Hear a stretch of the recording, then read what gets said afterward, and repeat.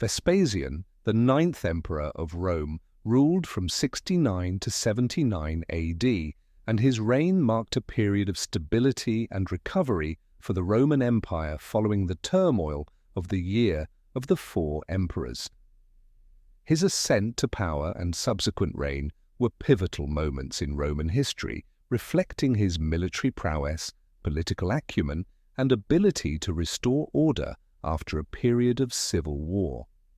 Vespasian was born Titus Flavius Vespasianus in 9 AD in the town of Phalacrina, located in the Sabine region of Italy. His family was of equestrian status, relatively modest compared to the aristocratic families of the Roman elite, though still influential.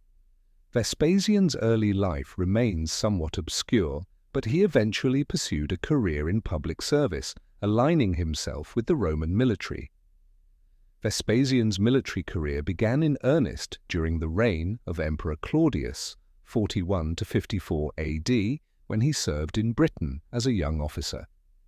His talents were soon recognized, and by the time of Emperor Nero, 54 to 68 AD, Vespasian had risen to the rank of commander of the Roman forces in Judea during the First Jewish-Roman War, 66 to 73 AD.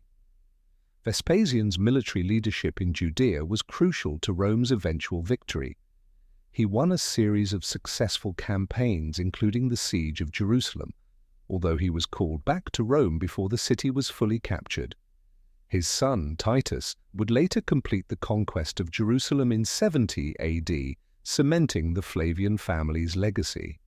Vespasian's rise to the imperial throne occurred during one of the most chaotic periods of Roman history, the Year of the Four Emperors, 69 AD.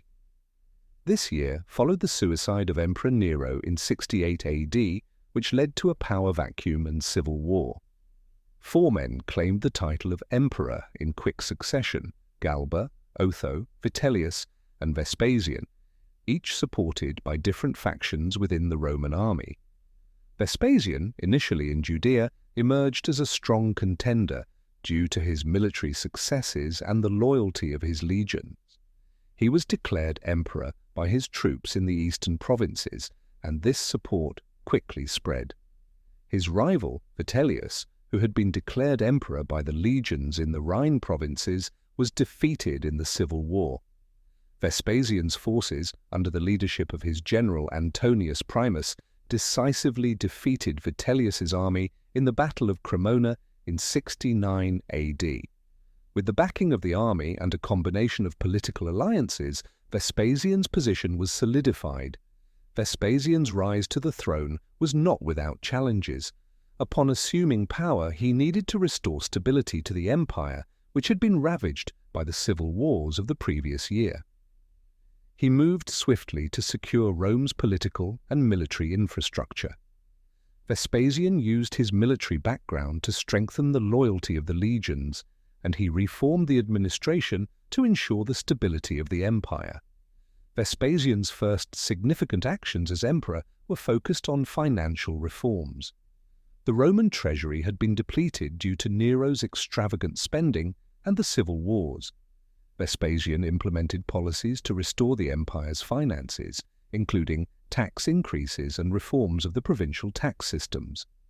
Perhaps his most famous financial reform was the introduction of the centesima rerum venalium, a sales tax of 1% on goods sold at auction, which generated significant revenue. Vespasian also enacted measures to secure his dynasty's power. He brought stability to the imperial succession by naming his sons Titus and Domitian as his heirs. Titus served as a capable co-emperor in his father's lifetime, while Domitian's role would evolve into a more contentious and tyrannical reign after Vespasian's death. Vespasian is perhaps best known for his contributions to Rome's architectural landscape. His reign saw the initiation of grand construction projects that would leave a lasting legacy. The most famous of these was the construction of the Colosseum, or the Flavian Amphitheatre, a monumental structure that would become one of the most iconic symbols of ancient Rome.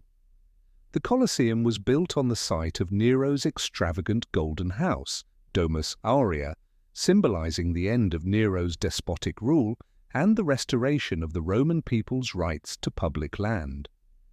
In addition to the Colosseum, Vespasian oversaw other significant building projects, such as the restoration of the Temple of Jupiter Optimus Maximus on the Capitoline Hill and the construction of the Forum of Vespasian, which helped to enhance Rome's status as the center of the empire. Vespasian's military experience was crucial in his reign. While his son Titus dealt with the final phases of the Jewish War, Vespasian focused on securing Rome's borders and ensuring its imperial dominance. One of his major military undertakings was the conquest of Britain, where he expanded Roman control to parts of Wales and Scotland. His legions engaged in several successful campaigns in these areas, although it was his son Titus who was instrumental in completing Britain's integration into the Roman Empire. Vespasian also addressed problems in the Danube and eastern frontiers. Under his reign, the empire maintained its borders, and there was a focus on preventing invasions and ensuring the loyalty of provincial governors. Vespasian's reign marked a period of relative stability after the chaos of the civil wars. His pragmatic leadership, military success, and emphasis on rebuilding Rome's financial stability allowed the empire to recover and prosper. His financial policies helped replenish the state's coffers, and his public works transformed the Roman cityscape, creating lasting monuments that would endure for centuries. Vespasian's reign also saw the establishment of the Flavian dynasty. His sons, Titus and Domitian, succeeded him, though their reigns differed in tone. Titus, who ruled after his father's death, was popular and remembered for his generosity, especially during the eruption of Mount Vesuvius in 79 AD. Domitian, on the other hand, became known for his autocratic and often tyrannical rule, which earned him the ire of the Senate and led to his eventual assassination. Vespasian's death in 79 AD was due to natural causes, and he was succeeded by his son Titus. Despite the differences in the rule of his sons, Vespasian's reign is regarded as one of the more successful and stabilizing periods in the history of the Roman Empire. His contributions to Rome's infrastructure, military campaigns, and financial reforms helped to set the stage for a new era of relative peace and prosperity. Vespasian's legacy is therefore one of strength, pragmatism, and restoration. He successfully navigated a turbulent political landscape and left the Roman Empire in a stronger and more stable position than when he first assumed the throne. His reign marks a turning point from the excesses of previous emperors to a more solid and enduring dynasty, securing the Flavians' place in history and ensuring the survival of the Roman Empire for centuries to come.